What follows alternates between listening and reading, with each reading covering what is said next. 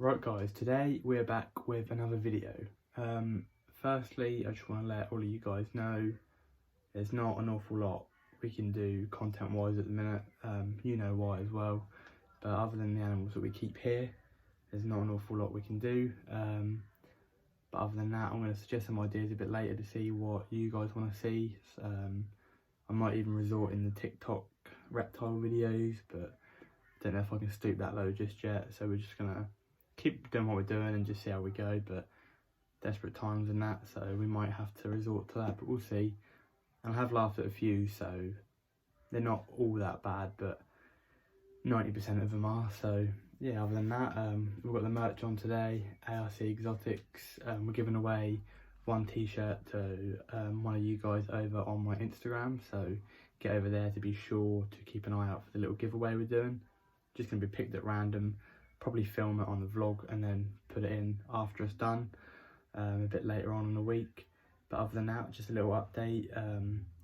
Everyone in England's trapped inside and the weather's absolutely lovely, which makes a change. So today we're going to do a little bit of a video on the wildlife pond and the fish pond. I know it's not reptile related, but it is animal related, and a lot of people have asked about it as well, so I'm just going to give you a little walk around and just talk through my pond, because none of you guys have seen it before. So yeah, we'll do that.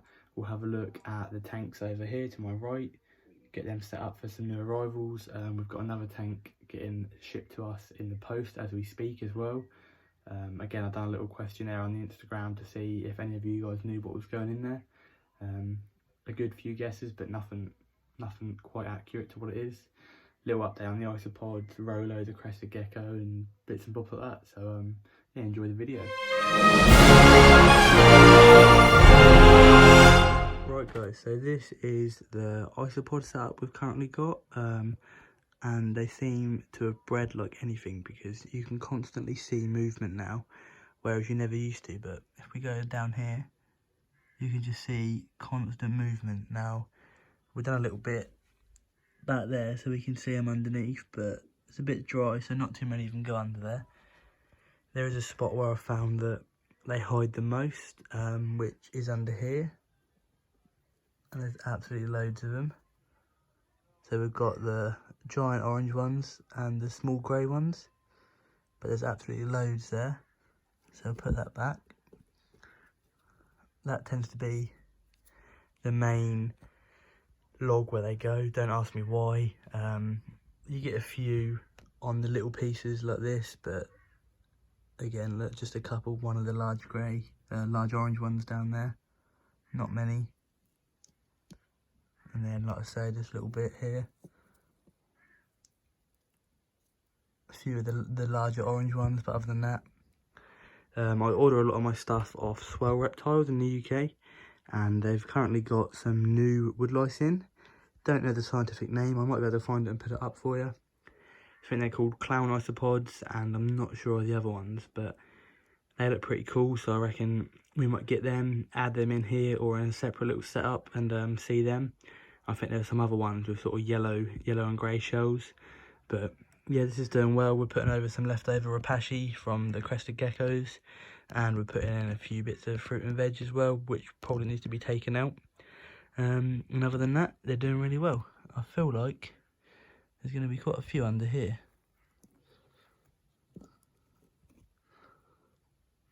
See, there's loads of babies. Don't know if you can see that too well. There. And there's loads on here as well. But say they're doing well. Other than that, not a lot has changed on the isopod situation.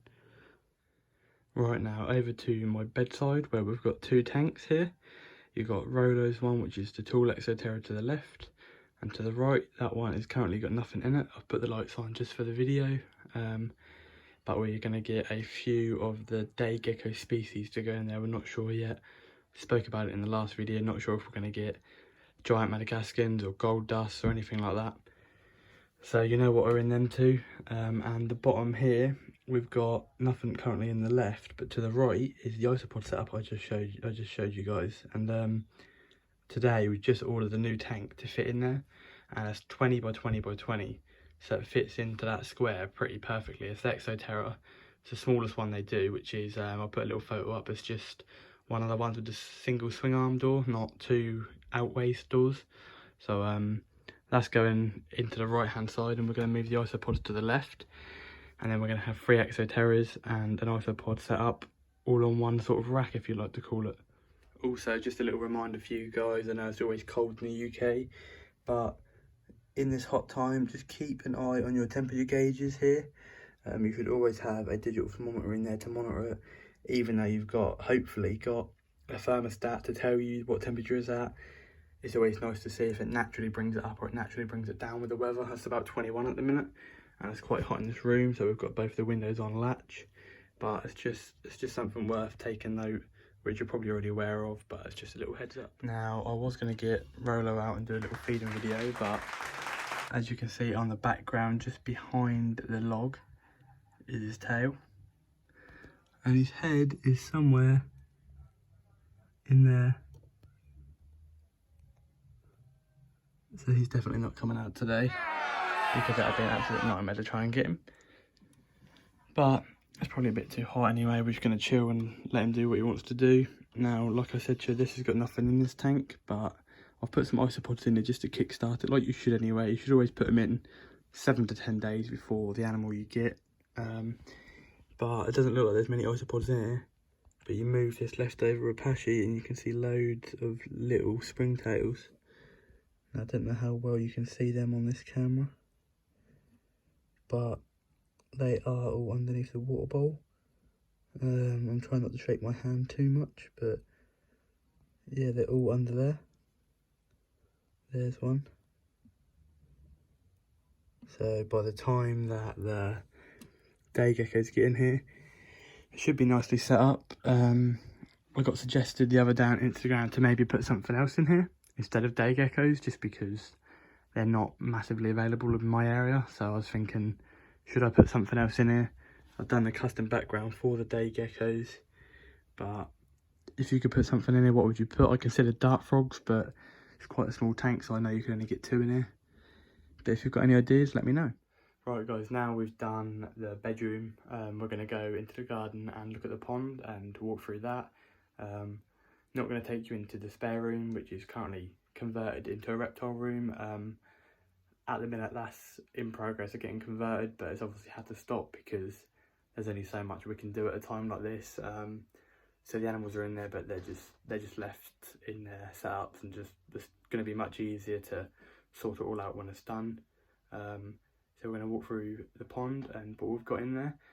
And also we've got a GoPro Hero 7 as well, so maybe some underwater shots, see how they come out. Also, before we go down to the garden and look at the pond, I have basically got room for one more sticker in the top right, if it's a small sticker. But other than that, that is my first reptile frame or banner, poster, whatever you want to call it. But I'd call it a frame, my first reptile frame filled. The first ones we got were from the left going down and then starting to the top again. Yeah, but let me know what you guys think is the coolest sticker on this board. I know what mine is. If you can have a guess, then go ahead, but I don't think you'll be able to. So yeah, that will go in the reptile room when it's up and running, and we'll have to get another board so we can do some more sticker swaps. Right guys, this again, one last thing before we go down to the pond. I mean, at this time, you're probably looking at the background behind me wondering why there's Winnie the Pooh.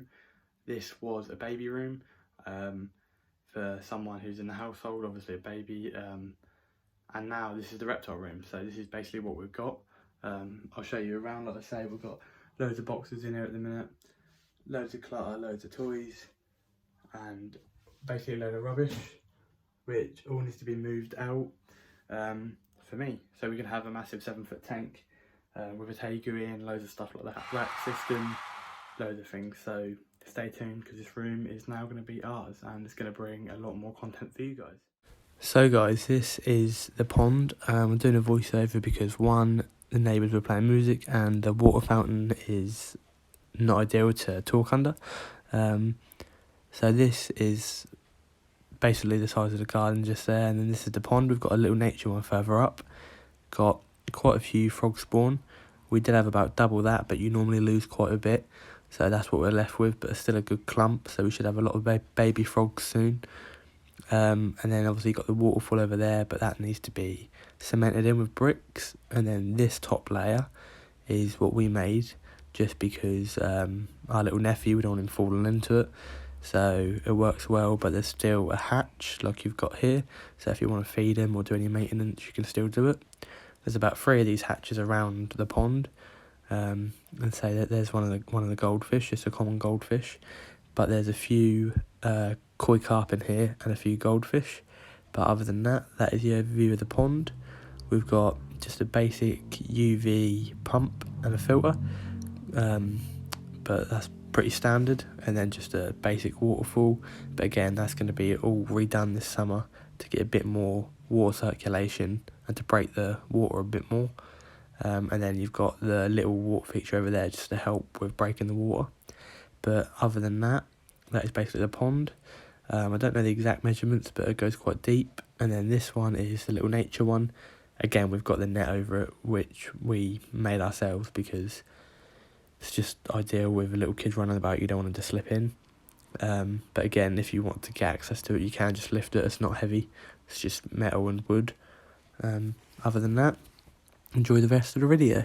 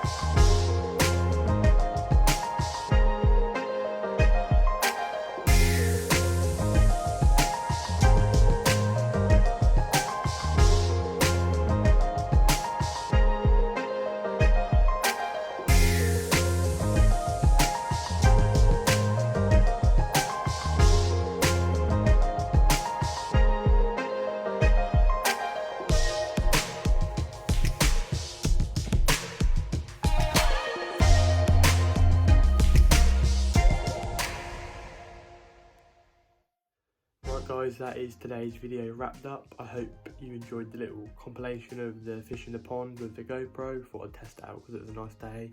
Let me know what you think of that if you want to see more, and stay tuned for the next video.